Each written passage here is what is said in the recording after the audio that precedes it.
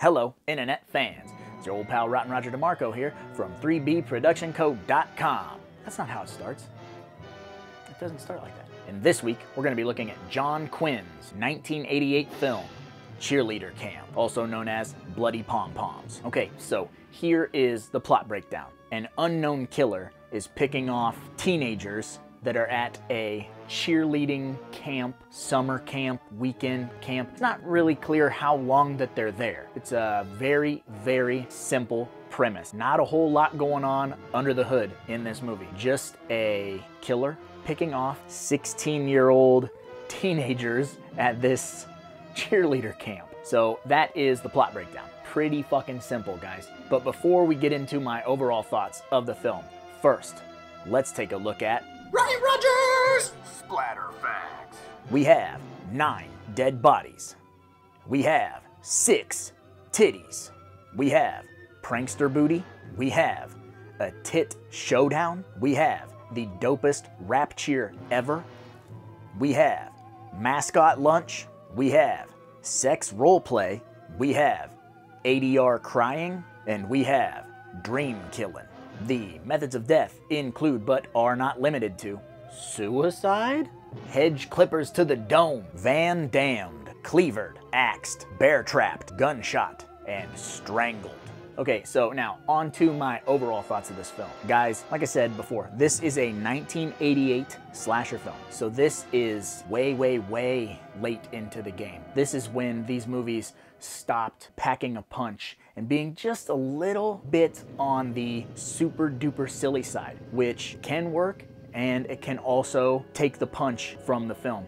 But this movie kind of marries it. I wouldn't say it's a perfect blend of horror comedy, but it's right there. It's very close. It has a decent body count. It has fantastic nudity. It has creative kills, although the gore is sort of minimal in this film. They kind of pull back, or maybe they just didn't have the budget, or they didn't have the effects crew to deliver some really visceral stuff. So the result of that is sort of walking a thin line between being a parody of a slasher film and being a real deal fucking gnarly, nasty, knock you out of your socks slasher film. And a lot of the stuff that comes with that walking that tightrope comes with the fact that they're casting late 20s people as 16-year-old teenagers. Leif Garrett, who plays Brent, is supposed to be 16, but dude was 27 at the time of filming this. I might have more hair than Leif Garrett in this movie. It's sort of ridiculous to try and pass off these people as teenagers, but it kind of lends to this film's charm. Suspend all of your rational thoughts when you start this movie. You just go, oh, I see what we're getting into. A popcorn movie. As Evil and I have deemed, this movie is certified popcorn as fuck. It is gratuitous with nudity. It is gratuitous with just the exploitation of the things that were going on in the 80s. They really try and tie in that hip hop. People were considering rap a fad, and so this movie kind of bust out the funky fresh raps. Yeah, and so like I was saying, 88 was really a mixed bag because the genre was kind of up and down. You had some really gnarly stuff, but you also had stuff that was not being taken seriously. Films like The Blob and Child's Play were among the ones that were trying to keep the genre nasty. And Cheerleader Camp came and was just one of those movies that's almost too silly for its own good. It's not going to be taken seriously like those other films, but it is good for a laugh. It's good for a Friday night where you want to pump up the numbers and check out some tits and things like that. You know, that's what this movie is, and it does not disguise it. It does not hide it at all from you. And it takes a really long time, actually,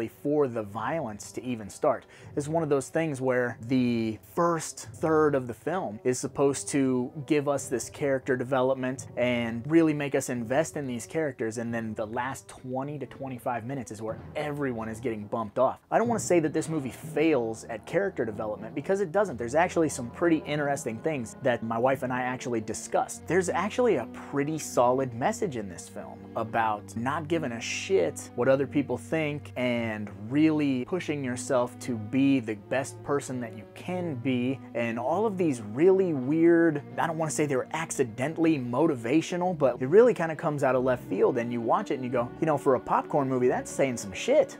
It's actually kind of dope. Some of the things that are kind of muddy about this movie for me, one, I don't know how long they're at this training facility, and it seems sort of weird that all of these different cheerleader teams would come to a camp and train being that close to their competition. And then at the end of the film, when they have the competition, there's really like no judges, there's no crowd, there's Buck Flower, there's the cook, and there's the lady that runs the whole show. Basically, every contest is by a round of applause. So if you didn't want the other team to win, you should just not clap. How hard is it? What is the prize? What's happening? I don't know. I don't understand cheerleaders. So the entire staff of this camp consists of Buck Flower, who is apparently a handyman who is a drunk, and he's awesome. He is definitely my favorite part of the film. You have the chef, who is like the red herring. He doesn't talk, walks around with a meat cleaver and looks all fucking creepy and Scooby-Doo villainy. And then you have the lead lady, who is a total bitch. She's rude to the kids and she runs the camp. If there are 60 plus cheerleaders in this camp, is she delegating all of the tasks? Does she have the schedule mapped out? It seems that these 16-year-olds are just kind of doing whatever they want. They run off to go fool around in the woods. They go swimming. Aside from Buck Flower, my favorite character is Timmy. Really heavy-set fella, total pervert. That's one of the things that I wanted to bring up about this movie that I think is fucking hilarious, that Timmy came to cheerleading camp. He brought a dress, he brought a wig, he brought makeup, he brought a bra, so that he could put this disguise on and pretend to be a woman while spying on his teammates and spying on everyone else. They wouldn't notice that the 400-pound dude, their friend that's on their team, is dressed like a woman. The things that he does in this film include, spoiler alert, hooking a video camera up to a periscope-like apparatus and filming the leader of the camp having sex with the sheriff, and then later in the film playing the sex tape for the entire camp. This is definitely evidence that this film was made in 1988. This is some Revenge of the Nerds shit. This dude would be in prison so fucking fast. I kind of want to be his friend. I kind of want to borrow the tape. I want to see what's going on. This is the skeeve that you slide him a $5 bill and he hands you a porno wrapped up in a garbage bag with duct tape. Like, this is that kid illegally obtained porno. I think it's fucking hilarious. So he does those things, and then he also sticks his ass out the window of the van and moons everybody, and there's a fart joke, there's a fat joke. Their cheerleading routine seems to change throughout the film. The end routine consists of him and Leif Garrett kind of just in the background doing this thing. I don't really know what this thing means, but he's so fucking stupid that he even falls over while doing that, and everyone laughs at them. But this movie does do a lot of things right, and like I was saying about kind of having some deep stuff, this movie does a really good job of capturing the teenage feeling of the pressures of popularity, your self-worth, how you should be valued as a person. Kids put too much stock into these activities that mean jack shit in the real world. This movie actually kind of nails that. It's part of this movie's charm. I actually really like that. So also, one of the things about Buck Flower, he's a fantastic character actor. His performances are always top-notch, and in this film, it's no different. He's very charismatic on the screen. Timmy bumps into him, that's it. Innocent little bump. And he gets up and he looks at Timmy and he goes, "You son of a bitch, I hope you die." It's fucking hilarious. It's so weird. If it was anyone other than Buck Flower saying that, you'd be like, Jesus, that guy kind of crossing the line. But when Buck Flower says it, you're like, oh, Buck, that's fucking hilarious. You hope that fat kid dies. You are the red herring number 2. I couldn't find a lot of behind the scenes stuff about this movie, but it does seem like everybody involved had a blast while they were making this movie. It's one of those movies that you throw on and you just have a fun ride. The kills take a while to get there, but it's worth it. So I don't have a whole lot negative to say about this movie. It's sort of one of those run-of-the-mill, kind of right in the middle, turn-of-the-tide slasher films. It delivers in some areas and it fails in some areas. But what you do get is a fun 90-minute runtime with boobs and blood. I feel like this is an important film to seek out, to have on your shelf, to show to your friends, to theorize about, to laugh about. That's why you watch movies, is so you can discuss them with other people and have a good time. And this movie will give you the good time that you're looking for. And in my personal opinion, I have to give this movie 2 out of 5 blood drops.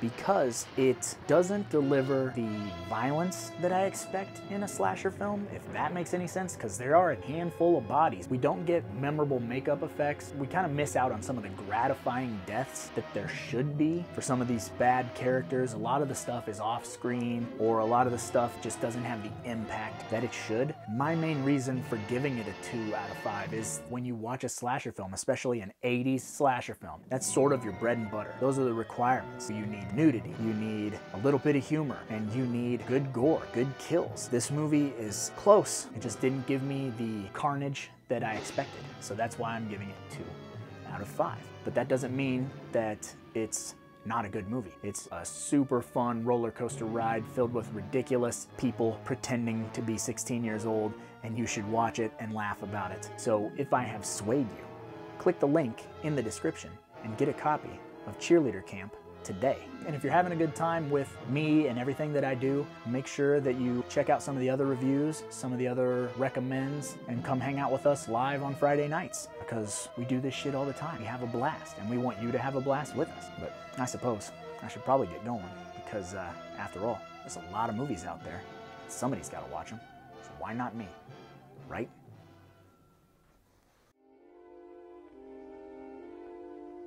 Hey guys, are you looking to support your new favorite YouTube channel, 3B Production Co.? Then head on over to our Teespring store and check out the new items that we have. We've got hoodies, we've got posters, we've got coffee mugs, and our brand new design for our certified popcorn as fuck t-shirt. And let everyone know that we are buddies forever.